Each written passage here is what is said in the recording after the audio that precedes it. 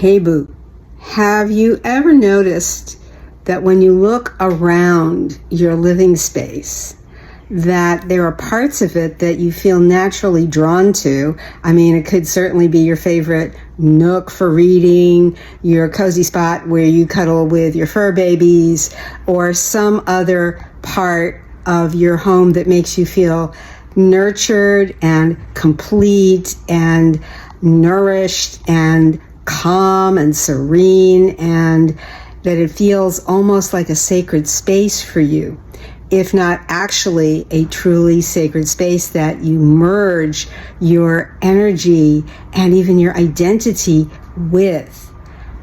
But also that there are parts of your home when you walk around or when you're just doing regular chores around the house that maybe feel less than that. Maybe they feel cold, or they feel uncomfortable, or something just feels out of whack, and you can't really put your finger on it.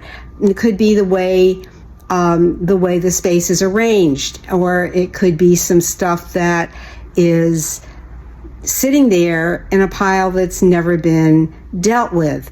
And this is really what I want to dive into.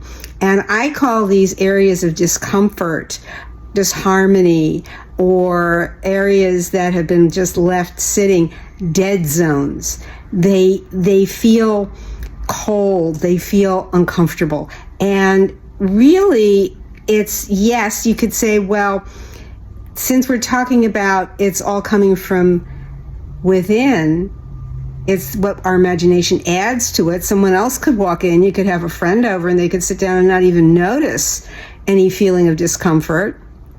They might just settle in, you pour them a coffee or give them a soda or whatever, and they're talking and relaxing and they're not even thinking about it. Somebody else might come in and just sort of kind of move into the space, but then they kind of want to be out of the space and sit somewhere else. So you can't really judge it on the space itself. It's really how each person, you and people who come to visit you, and even, yes, absolutely, your fur babies, how they respond to a space. So people and animals are very sensitive to those energies.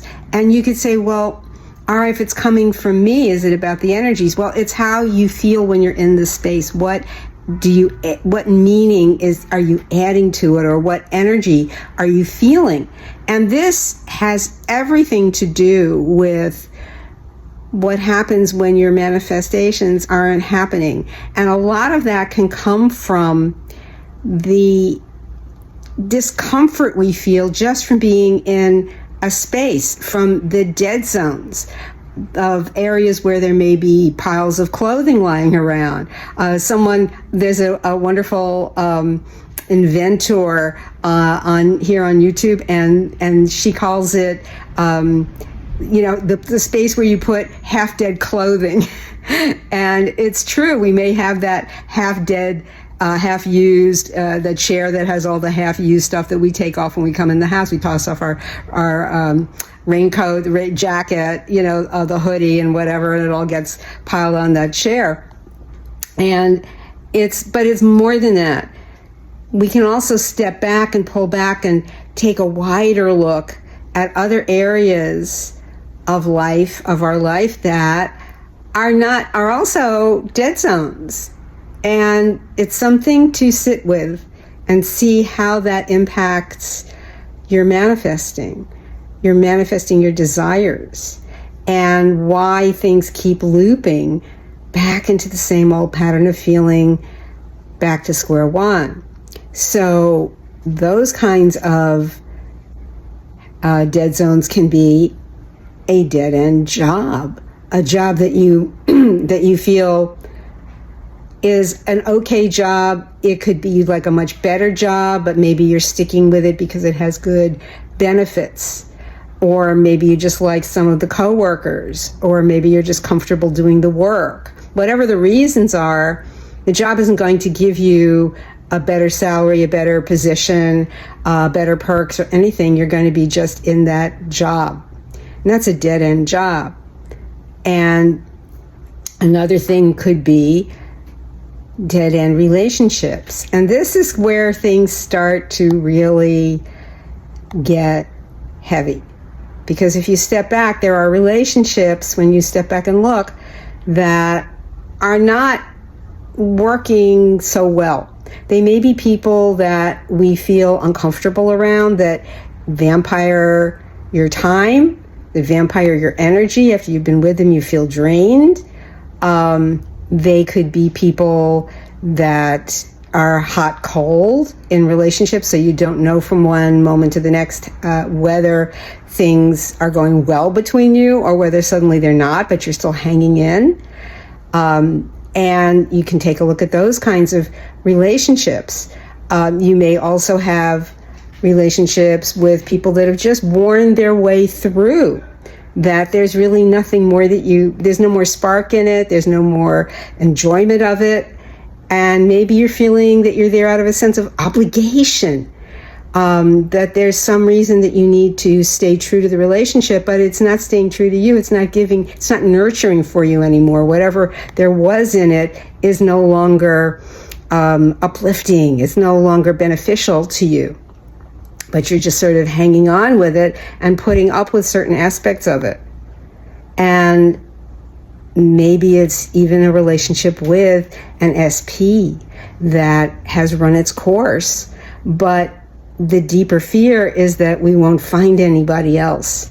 The deeper fear is that they may leave us. And it's difficult to take that step and say, this relationship doesn't serve me. And this is why in the larger scheme, that when we're really looking at other things we want to manifest, if our heart and soul isn't there for you, you want to feel that you're bringing this wonderful aliveness, this vitality that is yours. You are that spark. You are that vitality. This is God in you, in action.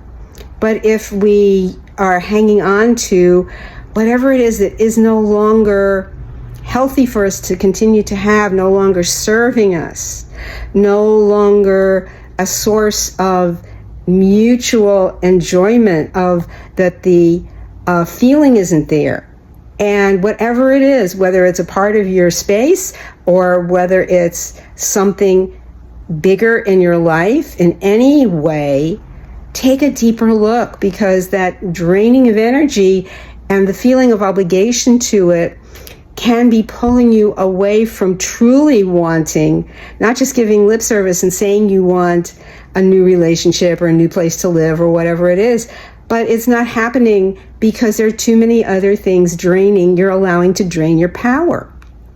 And you can stop doing that by choosing differently. And it doesn't mean you have to you can still feel the love for anyone that you may have been in a relationship with that you're still sticking with. And I'm not talking if there's an abusive situation that you must get out instantly. That's different. But if there's any kind of relationship that is just dragging on and it has lost its spark and there's no way that spark is going to be revived, whatever it is, whatever kind of relationship it is, that is the time to choose differently and move on and move up within yourself to give yourself what is part of your birthright, which is to have all the abundance and all the love and be that peace and be that perfect relationship and have that perfect relationship. And begin with having it with yourself and forgiving yourself if you need to, and moving forward to claim what is yours. Love you so much, Boo. I'll see you in the next video.